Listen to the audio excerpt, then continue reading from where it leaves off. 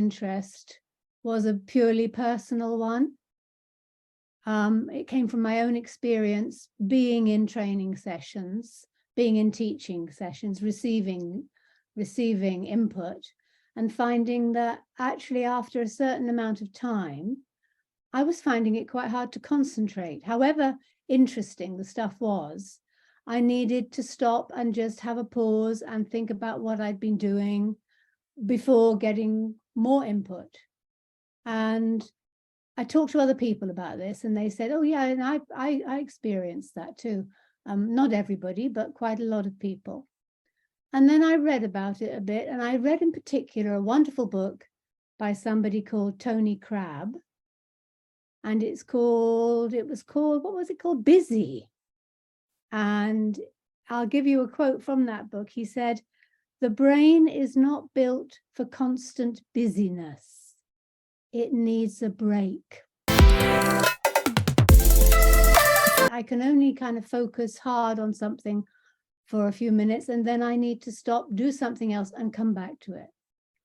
And so I was reading about the ideas, I was experiencing it myself, and it seemed like the way to go.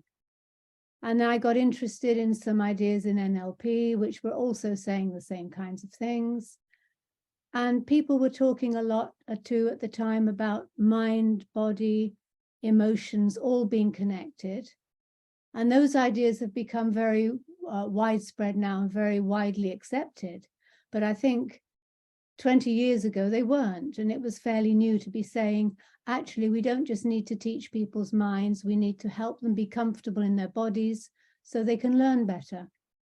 And so all these ideas sort of came together and cohered into a basic message that when we're learning something, we need moments when we focus, and then moments when we switch off, do something else, so we can come back and focus again in a more kind of effective way.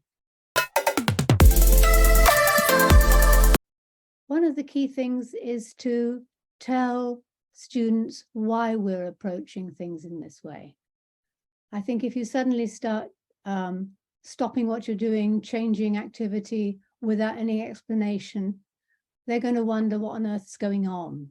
So I think we need to explain that we're doing this in order to recharge their batteries and to help them learn better when they come back to whatever activity it was. So I think we need to be open and honest.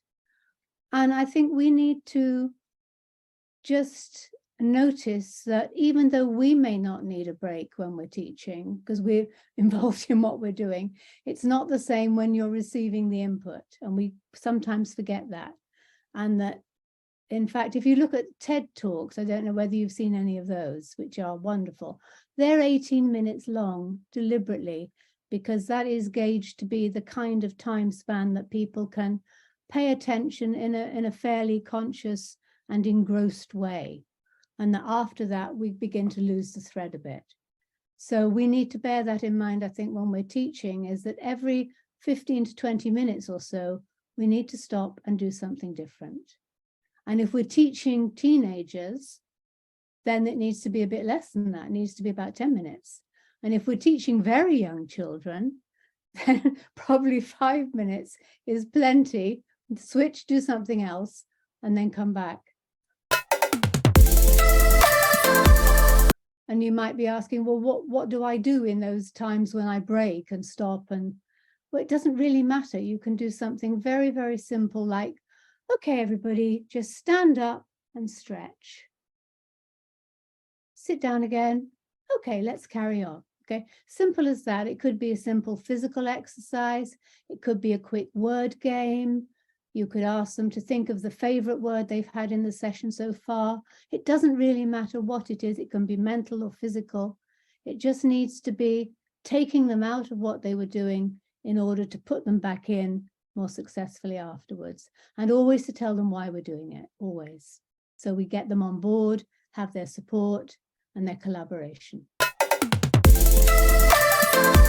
But we need to get people physically moving in the class. Some learners don't learn very well unless they can move. And how we do that is up to us. We could maybe do everybody up, have a mingle, or come up to the blackboard and write something. Blackboard, gosh, that's an old-fashioned way. Come up to the whiteboard or write on your tablet or whatever.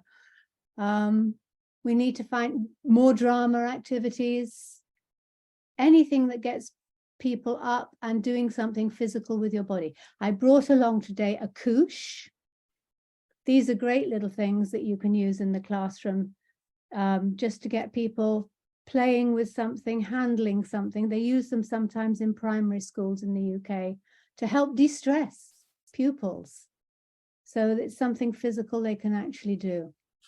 So I think we need to be a bit more careful with multisensory teaching and try to balance it better. We've been very extrovert in our way of teaching. We've tended to favor speaking activities, getting people up, jumping in, group work, talk to your partner, do this, do that, find out this. And it's all very quick thinking, jumping in, spontaneous type activities. Whereas many people actually need more time just to be, to listen, to write, not necessarily to talk, to think. And I think we've often not done those learners justice in the past. We've been so busy getting everybody talking, we haven't really given people time enough to think and ponder and maybe write their own personal notes before contributing to whatever's happening in the classroom. So again, I think we need to balance that. And my plea would be for more activities where you ask learners to do something, but you say to them, okay, before you begin, just take 30 seconds to think about what you'd like to say. And if you want to, if it helps, write it down so you've got notes, and that will give you confidence. We need to, when we're writing material and when we're teaching people, we need to respect their reality, which is not necessarily our reality. And I think as the world changes in the way it's changing at the moment, we need to do a lot more of that. I found those ideas fascinating. There's very often a certain type of reality portrayed in textbooks and by teachers, and we need to shift the balance to the student's own reality, which is often very, very different from the kind of reality we portray. So I think that's one area. And getting them to tell their stories. We tell them stories. Let's find out their own fascinating stories. I think storytelling is going to be a big part of where we're going next.